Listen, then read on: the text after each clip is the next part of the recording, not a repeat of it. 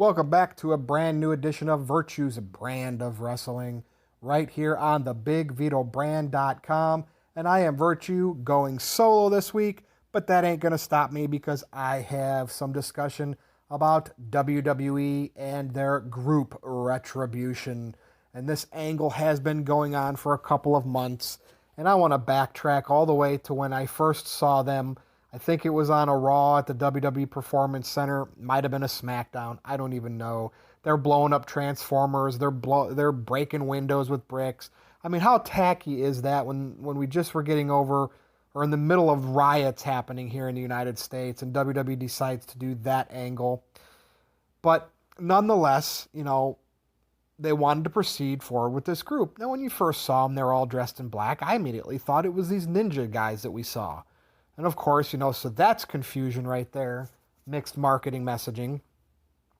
But early on, they were on every show destroying things. And what happened is as we got closer to SummerSlam, Roman Reigns came back, as we all know. All of a sudden, this Retribution group was nowhere to be found anywhere pay-per-view or Roman Reigns was or SmackDown. They became exclusive to Raw. What type of renegade group would be exclusive to a brand? Now, to make matters worse, upon getting signed, they say they were signed because WWE management said it was cheaper just to sign them to contracts than to keep having to pay to get security guards, medical treatment, and damages to the property. Wow. Talk about painting yourself not into a corner, but into a padded room. Absolutely ridiculous. And I feel bad for these guys and girls. I mean, T-Bar, Reckoning, whatever their names are, these talents are better than this. And the thing is, if they're going to be this renegade group coming out, destroying everything on all shows, then they're just delegated to Raw and they got signed to contracts. This feels too NXT.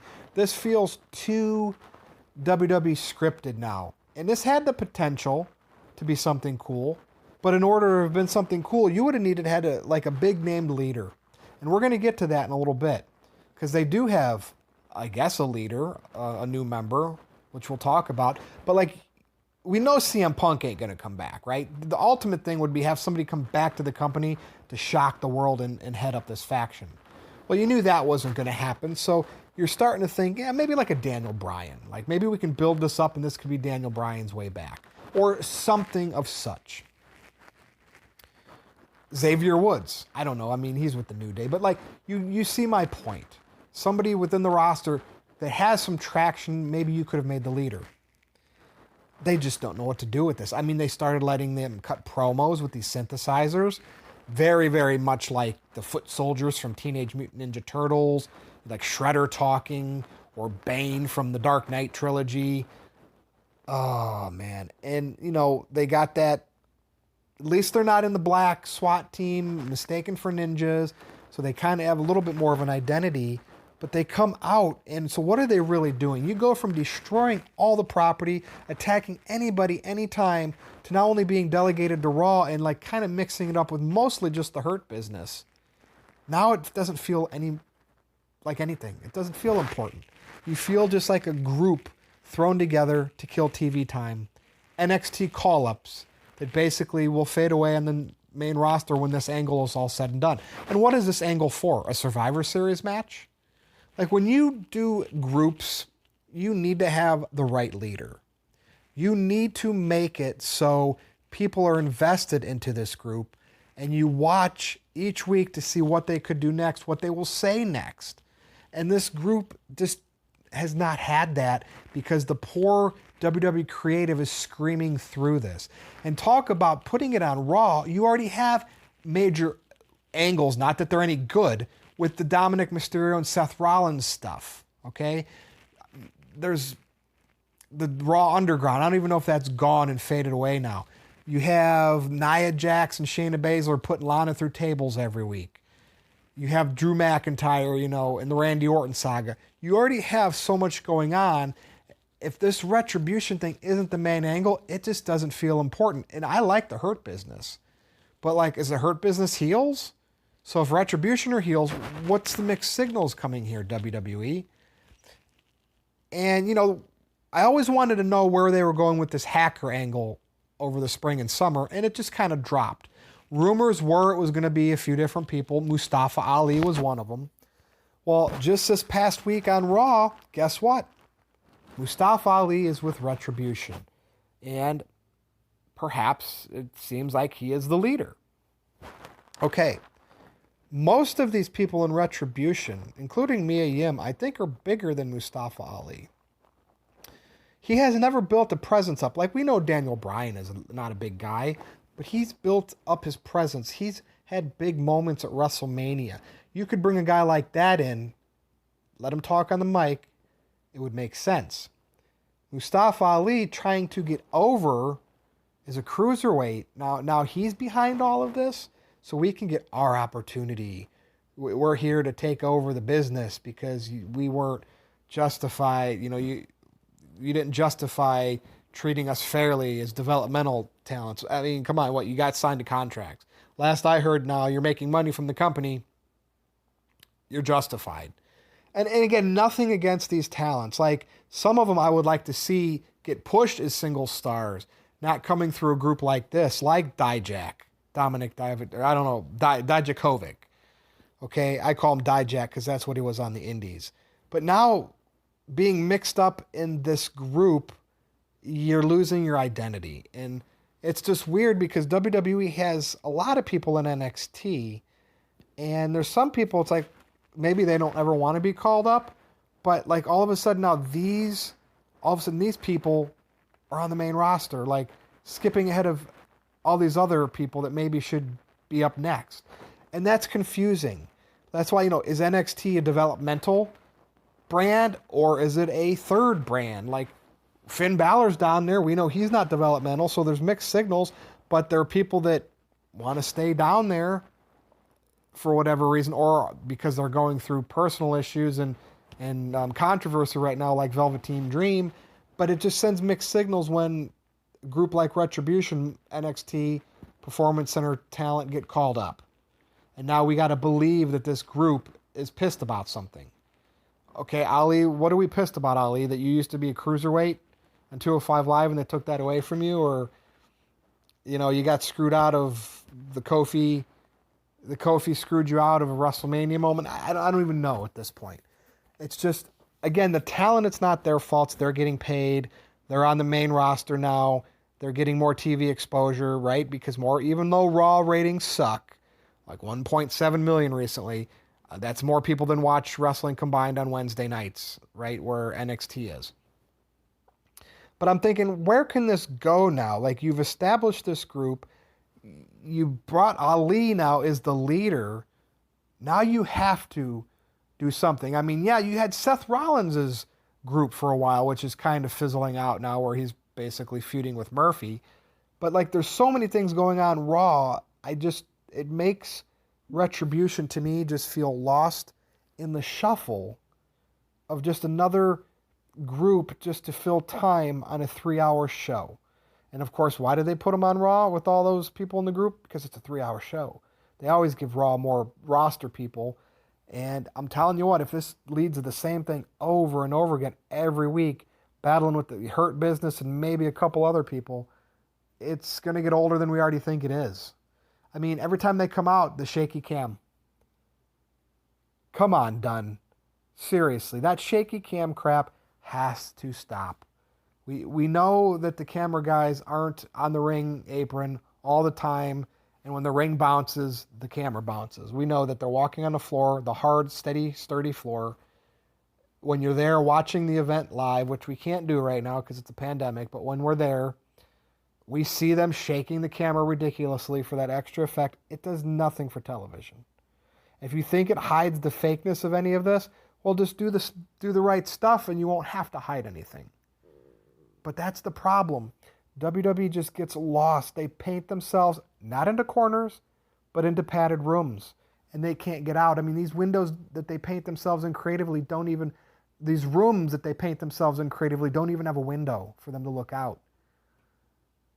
And I'm not going to sit here and fantasy book like, other than, hey, Daniel Bryan would have been a great choice as a leader, or bring somebody back into the company that you would just think, wow, oh my God, they're the leader? Holy crap. When you do big angles, you have to have big payoffs.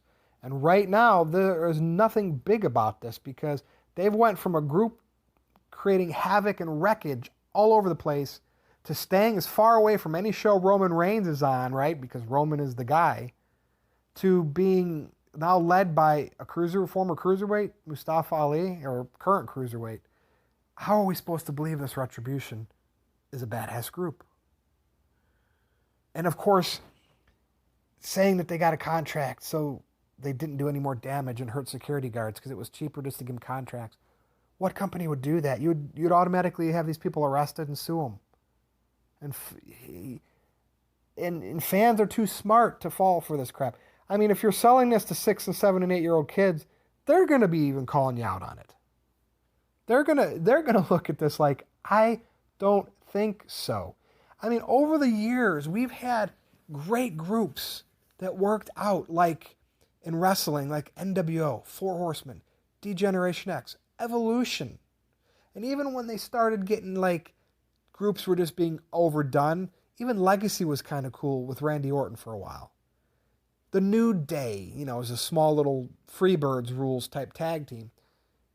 But how do we go from all of those, and yes, there were bad ones over the years, to Retribution, which just sounds so generic of a name?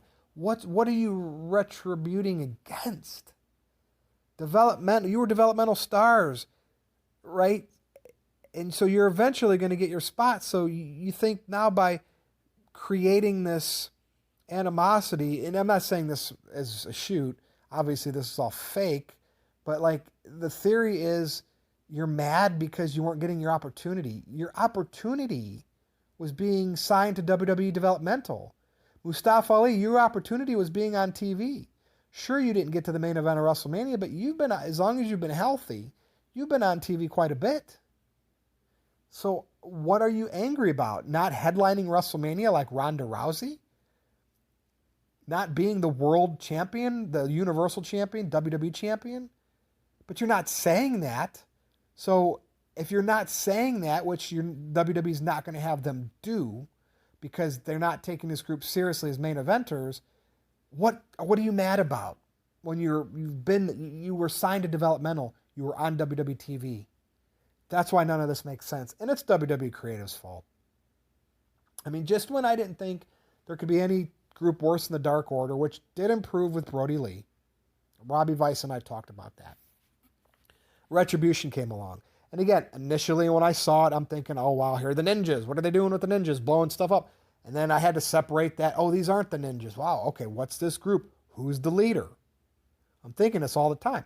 They're showing up on any show, right? You don't know what they're going to do at any given WWE event. Then that stopped because I didn't want them anywhere near Roman. So no SummerSlam, no pay-per-views, no SmackDown, right? Makes sense.